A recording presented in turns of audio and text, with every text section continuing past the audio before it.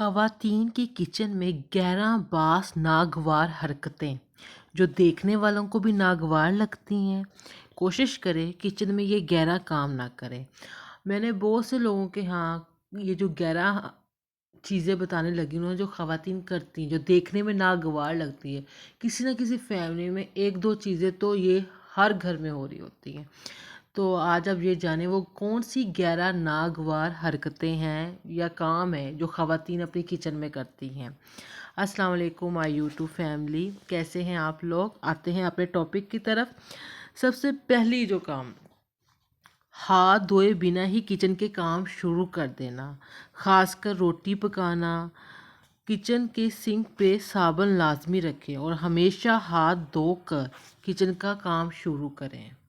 Number 2، کھانا پکانے والا چمچہ چاٹنا۔ ایک ذرا سی انگلی سے نمک چیک کرنا تو قابل قبول ہے، لیکن باقاعدہ چمچے کو چاٹ کر دوبارہ سے سالن میں مکس کر دینا نہایت بری عادت ہے۔ نمبر 3، کھانے پینے والی چیزوں میں پھونک مارنا، خاص کر دودھ یا چائے ابل رہی ہو تو ہم پھونک مار دیتے ہیں کہ وہ باہر نہ آئے، یا پھر یہ گرم جیسے چائے ہو گیا، دودھ ہے، یہ گرم ہوتا ہے تو ہم کہتے ہیں چلو تھوڑا سا ٹھنڈا ہو جائے تو پھونک مار رہے ہوتے ہیں۔ تو یہ بھی نہیں کرنا چاہیے، کیونکہ اس سے پھونک مارنے سے نبی صلی اللہ علیہ وسلم نے اس حرکت سے منع فرمایا ہے۔ اسی طرح بعض خواتین جو بلائی پیچھے کرنے کے لیے دودھ میں پھونک مارتی ہیں، یہ حرکت سخت ناگوار ہے اور نبی پاک صلی اللہ علیہ وسلم نے اسے منع فرمایا ہے۔ اور 5ویں حرکت، خواتین نہ آٹا گوندتے ہوئے آٹا جو گوندنے والا پانی ہوتا ہے اسی سے ہاتھ دھو رہی ہوتی ہیں، اپنی انگوٹھیاں دھو رہی ہوتی ہیں۔ یہ حرکت دیکھنے میں بہت بری لگتی ہے، اور انگوٹھیوں کی جو ساری میل ہوتی ہے نا وہ آٹے پہ ہی جا رہی ہوتی ہے۔ تو یہ دیکھیں یہ چیز دیکھنے میں کتنی بری لگتی ہوگی، اور ایسے مطلب کہ کچھ خواتین ایسے کام کرتی بھی ہیں۔ نمبر 5، مطلب کہ جب آپ آٹا گوندھ رہی ہیں، مطلب ایسے کام جس میں آپ کے ہاتھوں کی انگلیاں یوز ہو رہی ہو نا، تو کوشش کریں کہ اب اگر آپ نے رنگس پہنی ہوئی ہیں تو انہیں اتار دیں، کیونکہ ایک تو آپ کی رنگس بھی خراب ہوتی ہیں۔ اگر آپ آٹا گوندھ رہے تو اس رنگس کے ڈیزائن میں آٹا گھس جاتا ہے۔ نمبر 2 کہ رنگس کوئی صاف ستھری نہیں ہوتی، ان میں پتہ نہیں کون سے جرمس، کون سے جراثیم ہوں، اور وہ آٹا گوندھ رہے ہو آپ کے آٹا میں شامل ہو رہی ہیں، اور پھر بہت سی چیزیں نا بیماریوں کا سبب بنتی ہیں۔ نمبر 6، سالن پکاتے ہوئے اوپر سے ایک آدھی بوٹی کو کھا لینا، یہ بھی غیر مناسب حرکت ہے۔ یہاں پہ آپ کو میری ویڈیو اچھی لگ رہی ہو اسے لائک بھی کر لیجئے گا، چینل کو سبسکرائب بھی کر لیجئے گا۔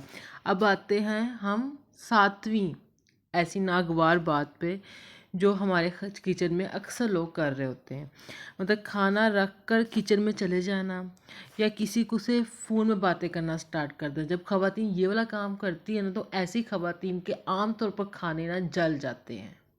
تو کوشش کریں جب آپ کوکنگ کر رہے ہیں نا تو موبائل ذرا دور رکھیں، اور کوئی کال شال ملانے سے یا موبائل دیکھنے سے ذرا پرہیز ہی کریں تو بہتر ہے۔